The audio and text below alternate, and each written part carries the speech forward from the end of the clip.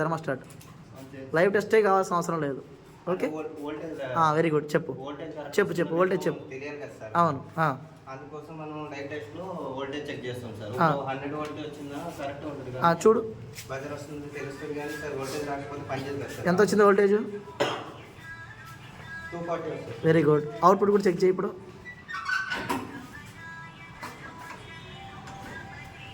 అది కూడా 240 వస్తుంది. ఇందాక చెక్ చేసిన అవుట్పుట్ ఇప్పుడు ఇన్పుట్ చెక్ చేసావు. సరే మొత్తానికి 2 వోల్టేజ్లు వచ్చినాయి. అయినా కంప్రెసర్ ఆన్ కావట్లా. కంప్రెసర్ ఆన్ కావట్లేదు సార్. ఓఎల్పి రిలే చెక్ చేయాలి. చెయ్యి చూద్దాం. ఓకే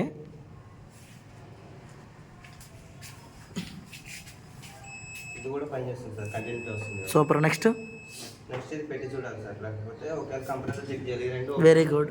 ఓఎల్పి స్టార్ట్ అవ్వట్లేదు కాబట్టి స్టార్ట్ అయిన చెక్ చేసుకోవాలి సార్. చెక్ చేయి. కంటిన్యూటీలో వెరీ గుడ్.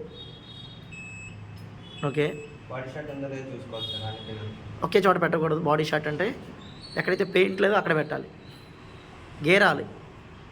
టెస్టింగ్ పర్పస్ కాబట్టి ఏదో జస్ట్ టచ్ చేస్తే కుదరదు, కార్బన్ వచ్చేస్తుంది కాబట్టి. Right. Common running starting check చేశాడు, బాడీ గ్రౌండింగ్ చెక్ చేశాడు. ఎక్కడ ఏం ప్రాబ్లం లేదు. ఓఎల్పి రిలే బాగుంది, థర్మోస్టాట్ అవుట్పుట్ బాగుంది.